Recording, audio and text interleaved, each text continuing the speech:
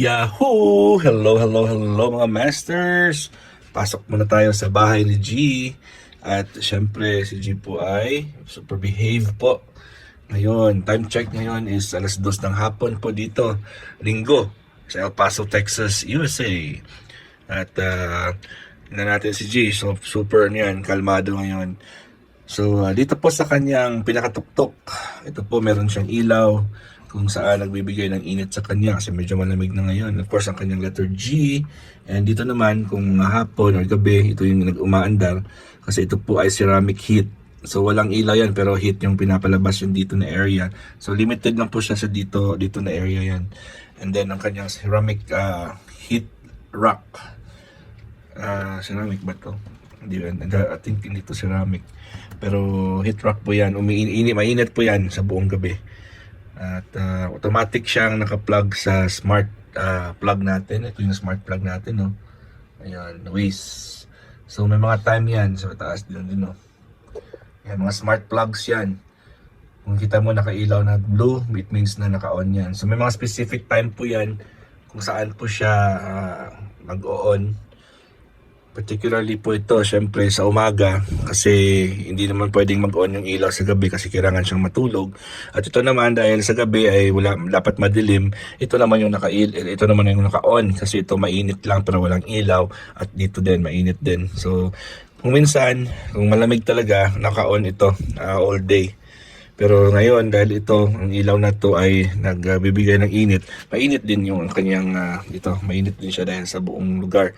Ito na nasasakop din ito, so mainit din ito ngayon. Of course sa kanyang upper deck niya, ito yung makikita natin, yung kanyang food at ang kanyang tubig. And naka-on din yung kanyang humidifier.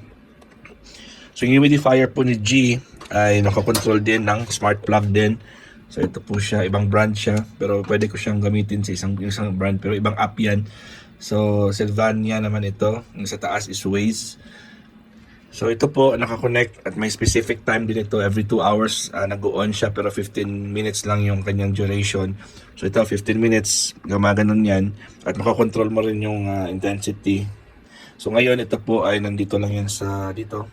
Pero kung gusto mo siyang palakasan, pinalakasan natin. Ayun, makapal yung usok niya.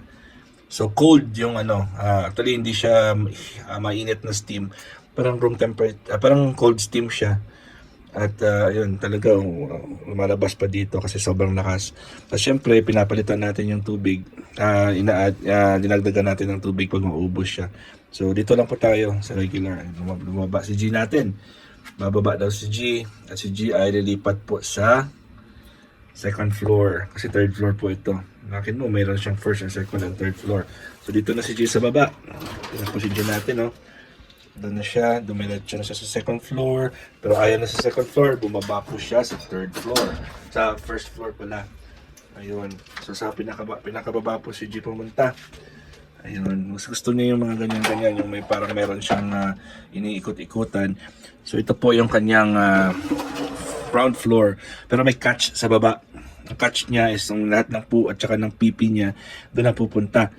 So yung first floor is yan lang, parang walang walang tawag dito, walang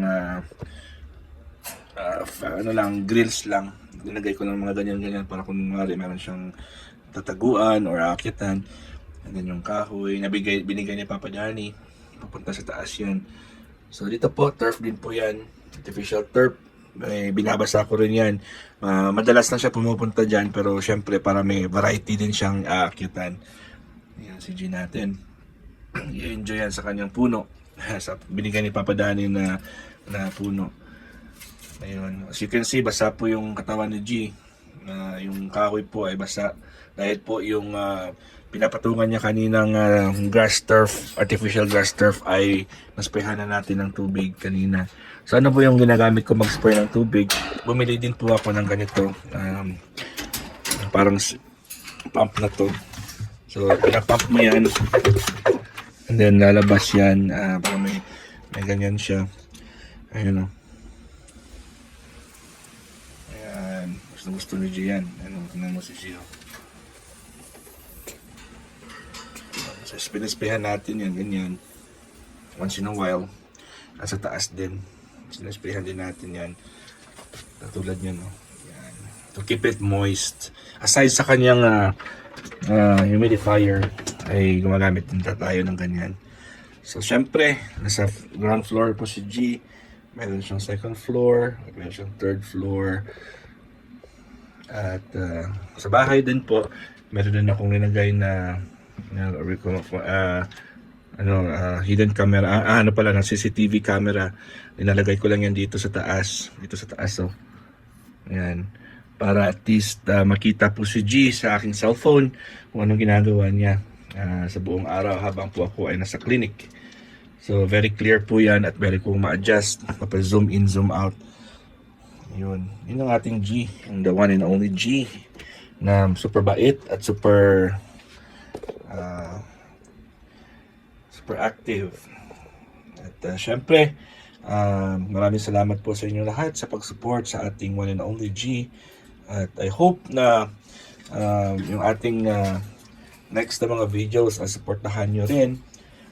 At syempre, maraming salamat sa lahat ng mga teams na tumutulong para mag-view at mag-support sa ating mga premieres. At hindi lang po sa premieres kundi sa iba't ibang mga activities ng Team Kuroda. So thank you so much sa lahat ng mga teams na tumutulong at nakikipag-connect sa aming lahat. At syempre, ang buhay natin po sa social media ay parang ano lang yan, parang networking or network marketing yan, na hindi tayo mabubuhay pag tayo ay nag-iisa lamang.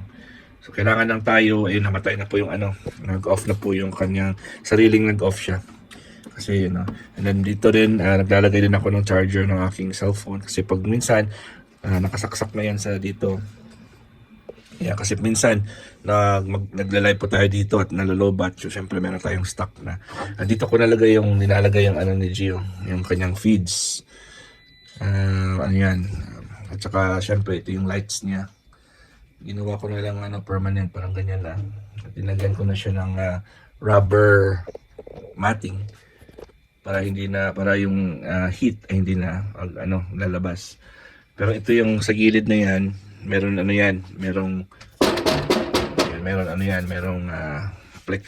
plexiglass. So para hindi lumabas yung init. Alright, at saka ito yung G natin na pangalan ay hindi permanent yan. Tinatanggal-tanggal natin yan pag meron vlog lang natin nilalagay kasi baka ihian ni G or baka kagat-kagatin niya. So linalagay lang natin yan pag magbe-video tayo. Basa na siya, nabasa. So, syempre, parang regular lang yan na ginagamit natin sa mga parties at decorations. Turn off, turn on lang yan. Ayun. Tapos yan, binabalik lang natin yun sa taas. Kasi hindi naman natin kailangan yan.